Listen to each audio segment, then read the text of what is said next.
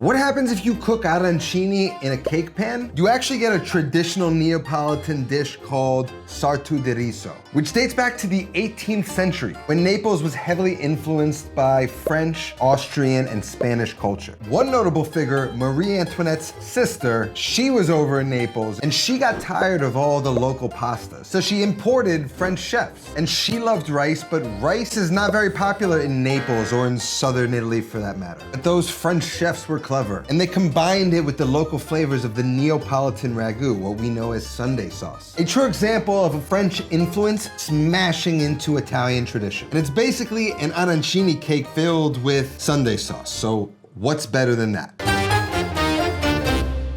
This is Sartu di Riso.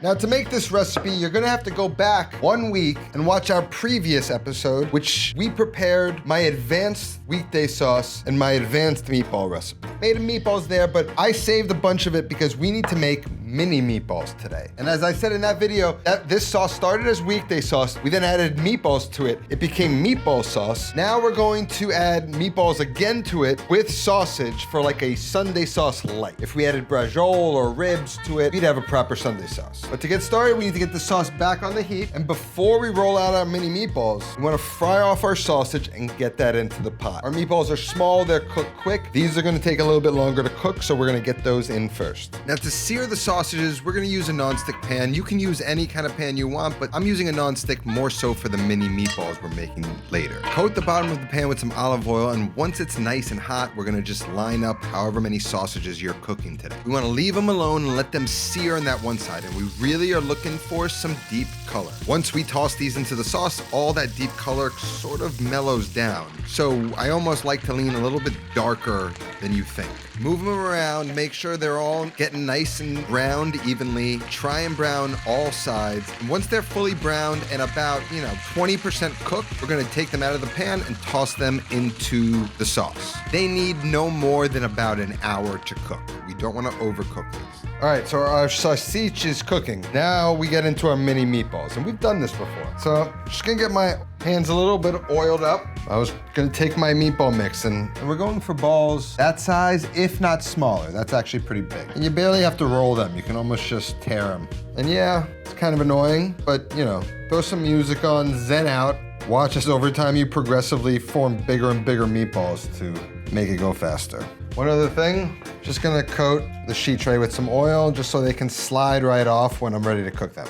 Basically just like use your fingertips to roll them instead of your palms like you might normally do for a bigger meatball. And of course you can make bigger meatballs and just cut them up. But I like mini meatballs, I don't know what to tell you. Real Italians always tell me Americans invented these big meatballs. We made them small in Italy, and it's like, yeah, because we looked at this and we're like, that. Let's make 20 instead of 100. Anyway, here we go. We got mini meatballs. Time to fry them up. Now, usually I'd throw the meatballs in with the sauce, but since they're tiny, I don't want them to get lost. So I'm gonna pull out some sauce into a smaller pot, and that's gonna be the pot I use to store my meatballs. Now, in the pan we use to sear the sausages, we're gonna just do the same thing with the mini meatballs. We've got a lot, and we don't wanna overcrowd the pan, so I'm gonna take about half of them and toss them into the hot oil. And I'm gonna cook them on high heat. I wanna brown these fast. These are smaller meatballs. I don't want them to really overcook too much. So we're just gonna fill up the pan in a nice even layer, leave them alone for a bit,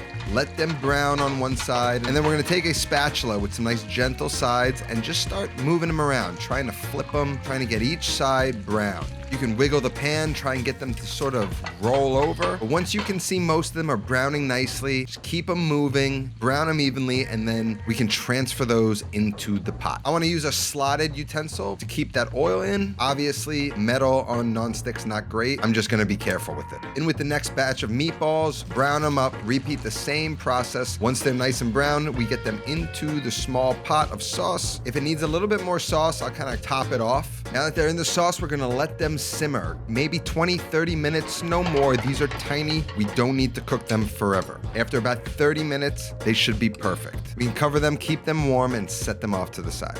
We're moving on to the risotto part of this and the filling of it. So one of the things, green peas. So I'm just gonna take, I don't know, a cup. Maybe half. I'll start with that and see if we add more later. Then we need some fresh mozzarella. We really just need small dice in the mozzarella. You just wanna cut it into, big rounds, about a 1/4 inch thick maybe, and just stack them up in twos, cut into strips, cut into dice. Probably way too much, probably just need about a half of that, but I'm cutting it. Next up, our risotto rice, and I'm using some cannaroli rice. This is, like an arborio, just like a little bit more optimized starch content for making risotto. For this recipe, we're gonna need about 2 cups. Next up, to make risotto, you need a water or stock. I always make it with stock, it's better. And today I'm going with Kettle and Fire bone broth, our sponsor for today's video. Now, Kettle Fire isn't some run-of-the-mill boxed stock from the 90s. Their mission is to fix a broken food system by creating products that focus on sourcing ingredients, time, and temperature to create great tasting, nourishing bone broths. Bone broth is made from slow simmering bones, and a good broth is basically the foundation to any good sauce or stew. And it comes with a ton of health benefits. Now, what makes these broths incredible is that they're exceptionally rich in collagen protein. They've got crucial amino acids and tons of all the vitamins and minerals you need, many of which that can only be coaxed out of the bones with a slow, caring simmering process. Simmering for a minimum of 14 to 20 hours with organic ingredients like 100% grass-fed and finished beef bones, free-range chicken bones, nothing artificial, and a shelf life of 2 years makes this the go-to boxed broth I keep in my pantry at all times. And we need a broth. You could have chicken or beef, but I'm gonna form a brodo by combining both of them. Typical of like a tortellini and brodo, something any Italian chef would know how to make. And we just got it instantly. Convenient and good quality, that's what I want in my boxed broth. To learn more about the benefits of bone broth and to get your hands on some liquid gold, click the link in my description now. You wanna cook your risotto with a warm broth just so it doesn't cool the risotto down. So we're just gonna bring this up to a simmer. Now onto the risotto, and I'm gonna be using my saucier, something with a high rim. I'm gonna get that on to medium-high heat, and once it's hot, I'm gonna toss in my rice into a dry pan and just toast it. And this is gonna be a real basic risotto. We're just gonna use the rice and the broth and the sauce to cook this. So once it's nice and toasty, I'm gonna take a ladle of the broth and I'm gonna add that directly to the pan. I'm gonna add a few more ladles because I'm gonna cook this a little bit faster than I would a normal risotto. Normally I do 1 ladle at a time. Today I'm gonna use about 2-3 ladles at a time and just sort of speed up the process. We're not serving this like a risotto, so cooking it exactly like one is not as important for this recipe. And once you use a spatula to scrape the bottom of the pan and the bottom of the pan stays visible for a second or two, then you go ahead and add more stock. And we're just gonna keep doing that for about 20 minutes. And we wanna cook this not too al dente like we would a normal risotto. We're gonna then go ahead and bake this. So we wanna make sure we undercook this slightly, like we would undercook a pasta for like a baked ziti. And once we're about 2/3 of the way there, I'm gonna take a ladle or 2 of that tomato sauce and we're gonna add that to the risotto. I'm gonna mix it in and just continue cooking. It's gonna give it a really nice, beautiful red color. It's gonna add a little flavor to the risotto. I'm gonna keep stirring and adding a little bit of stock at a time until the rice is properly undercooked. Now that it's the right consistency and texture, I'm gonna check for seasoning. I'm gonna toss it in the pan to sort of gauge the consistency. We want it to kind of flow like a crashing wave. That looks good to me. Now we can turn the heat off, and now we can go ahead and add in some of our peas to add that nice pop of color when it's all said and done. And now we can finish the risotto. Cold cubed butter, about 2-3 tablespoons, depending on how indulgent you wanna get. And then we're gonna use that to mix it in and to cool down the rice to prepare it for the Parmesan cheese. And we wanna make sure that this is a little bit tighter than we would normally serve a risotto because we're gonna mold it inside of a pan. And we don't want it to be too flowy, which sort of breaks the rules of the risotto that I usually teach. So once that butter is mixed in, it's cooled down slightly, we can now work in our Parmesan cheese, which will go ahead and further tightening up the risotto. And you want to be generous with the cheese because that's one of the core flavors of risotto other than rice. Get it nice and mixed up. If it's the right temperature, it should just be nice and creamy inside. Shouldn't be stringy at all. Now that looks good to me, even though it's just slightly underdone, but that's what you want. I want to cool that down pretty fast, so I'm just going to add it to a little metal hotel pan or a sheet tray and just spread it out so it can just cool down nice and quickly.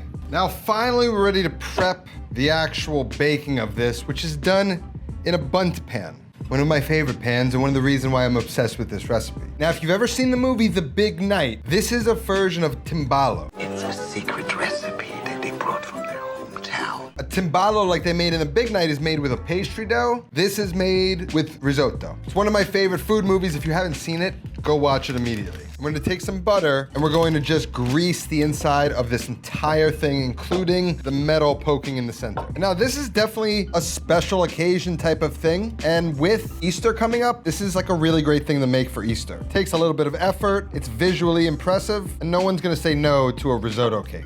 So you really wanna take your time, get into every crevice, make sure it's really nicely greased. Because what we're gonna do then is take breadcrumbs and line it like we would flour for a cake pan. We're gonna just use breadcrumbs. It's gonna help it release from here, and it's also going to form a nice crust. Toss the excess. Now our bundt pan is prepped. One more thing I forgot is we got to take out these sausages and get them cut up. We're just gonna take one of the sausages, cut them in half. Look at that, still juicy, not dried out, tender, they're perfect. So we're just gonna cut little rounds. If you wanna cut it in half again, get even smaller pieces, you could do that. That's what you want your Sunday sauce sausage to look like. So now we're nice and cool. It's a lot easier to sort of manipulate now. What I'm gonna go ahead and do is start placing some around the bottom. Want a nice, even, not too thick layer around the entire sheet pan. I'm gonna start to work it on that center cone. I wanna make sure it's nice and compressed. Now, as I'm building up this risotto along the walls, I'm starting to realize I may have misjudged how much risotto I made. Or this bundt pan is large, I don't know. But this is what cooking is about. You're judging things and adjusting. So even though I'm bringing this all the way up to the top, what I'm eventually gonna end up doing is folding it over the center and just making it not as large or as deep of a cake. Nonetheless, keep building the walls and building this little valley that you're gonna be able to fill this cake with all the goodies that you've prepared. So first off, I'm going in with some sauce around this inside of the pan. Some peas, and then start to layer in your meatballs. It's a nice thin layer of everything. Some parm, some of the sausage, some mozzarella. Now, some people add boiled egg into this. I don't. Not a huge fan of that, but you can do it if you'd like. A little bit more meatballs. And it looks like that's about all I'm gonna be able to fill. Because I'm gonna need to use some I put around the edges to cover it up. So I'm gonna start to do is pull in some of that off the wall. So now I can just take the rest and cover it up. I'm gonna take my hand and compress it. Then on the top, we're gonna go with some cheese and then some more breadcrumbs, and we're just trying to build up a little crust here. I'm gonna take some of that butter we used to grease the pan and just sort of dot the top. Not as tall as I wanted, but that's gonna work. Now I've got the oven set to 350 degrees. We're gonna pop this in, cook it for 40, 45 minutes. I'm basically going to be judging everything by the color. So let's pop it in the oven. Our 45 minutes was up, but I let it go another 20 minutes or so. Just till it got a bit more brown. Smells incredible. Cheesy, rich, tomatoey. Now, this needs to cool. It needs to kind of settle and set. Then we're gonna do the scary part of this whole thing is see if we screwed it up or not. So 15-minute rest, and then we turn it out. All right, it's cooled down. It's the moment of truth. Got a nice little pie dish here. Place it on top.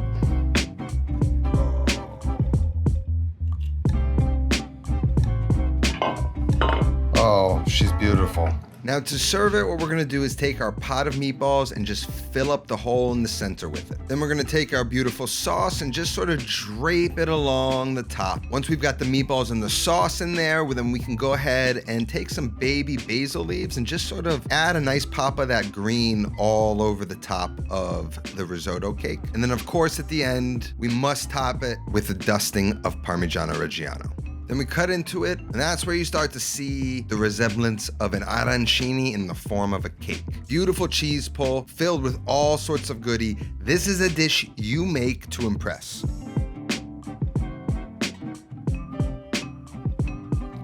It's got everything you love. The rich meats, that arancini risotto vibe. You even get a nice pop of the peas every now and then. And just the slightest texture along the outside. If you love risotto and arancini and Neapolitan ragu, this sucker's all you. Again, great showstopper for Easter. It's fresh, it's beautiful. Give it a shot. Recipe's gonna be down in the description. That's all that I have today. I'll see you next time. Until then, take care of yourself and go feed yourself.